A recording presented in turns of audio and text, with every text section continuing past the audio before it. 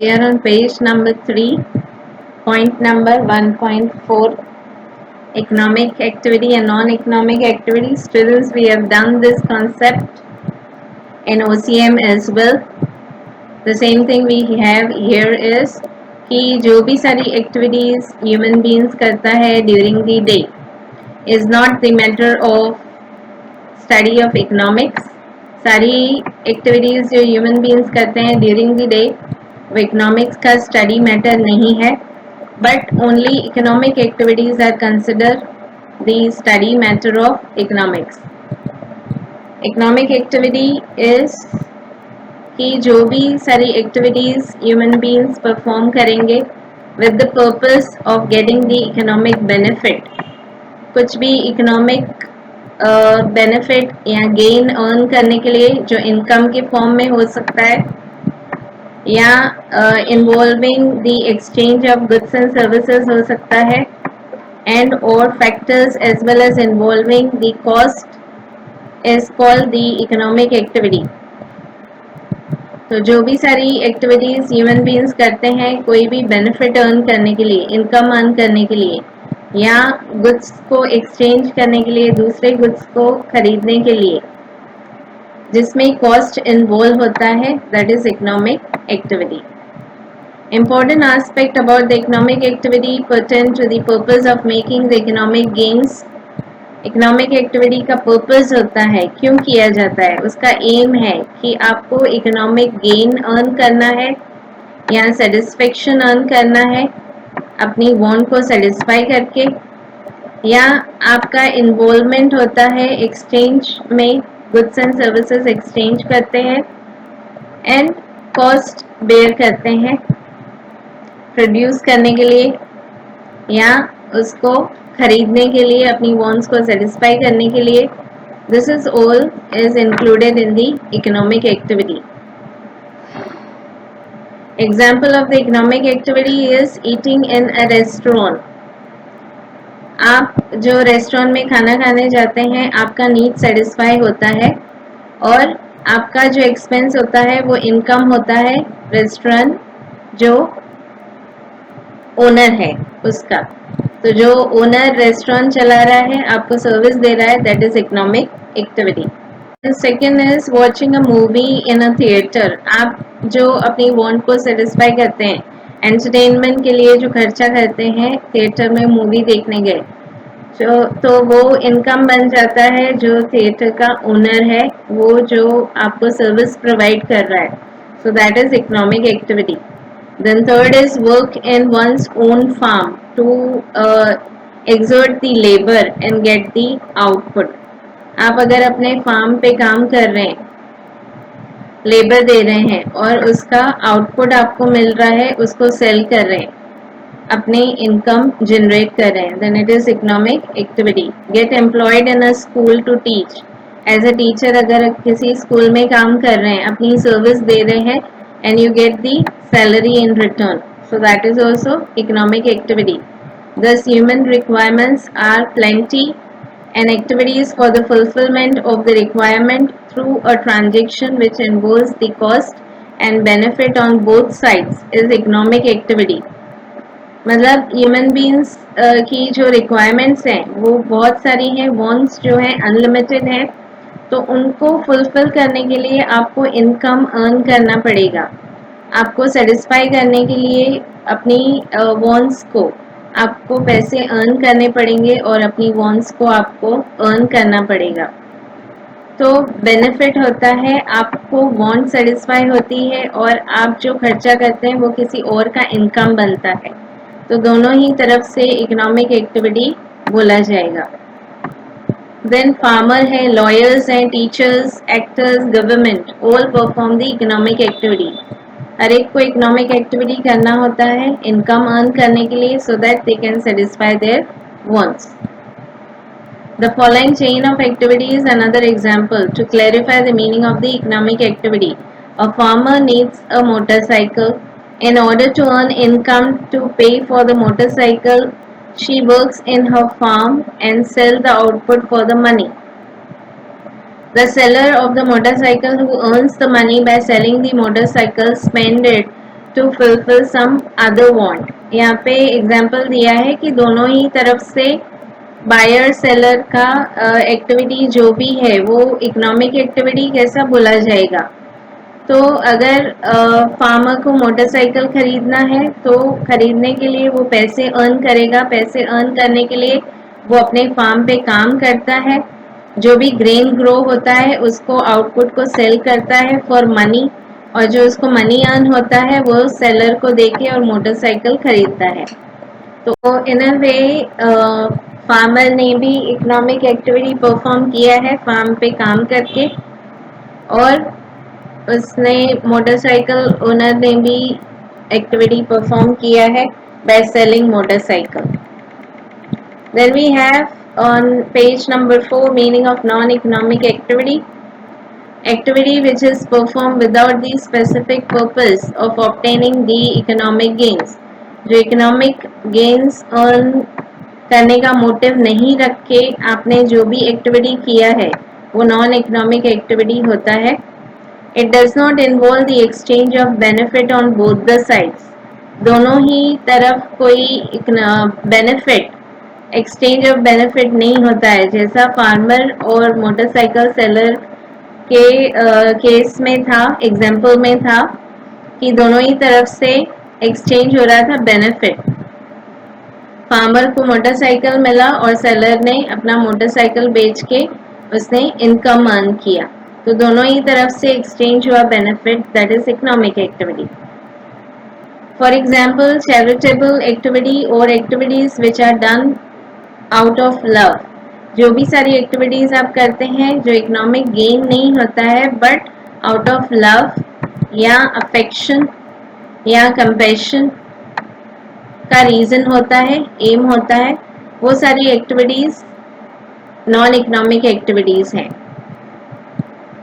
यहाँ पे एक्टिविटी में कोई कॉस्ट इन्वॉल्व नहीं होता है, but these activities are not incurred to get the monetary or economic benefits. That is non-economic activity. Like we have the example of teacher teaching her own child is non-economic activity. उसको जो वो पढ़ा रही है अपने बच्चे को, that is her the love and affection for the child. और वही टीचर अगर स्कूल में पढ़ाती है और against the salary she will draw, then it is economic activity.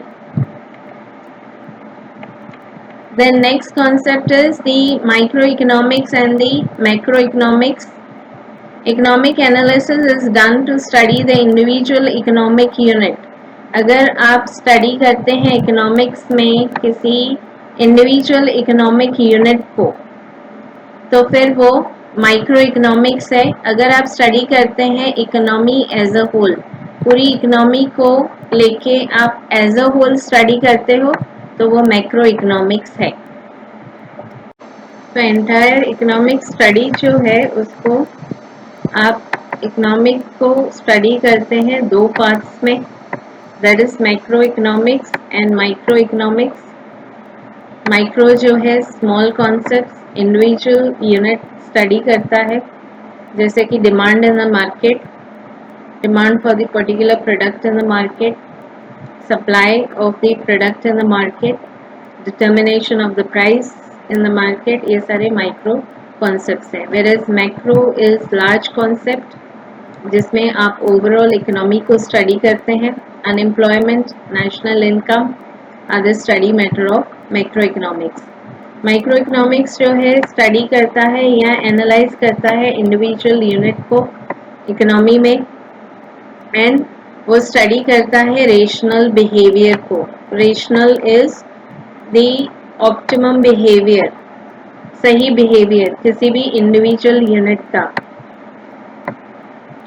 Microeconomics study the behavior of the individual units of the economy and microeconomics analyse भी करेगा use of the principle of मार्जिनलिज्म।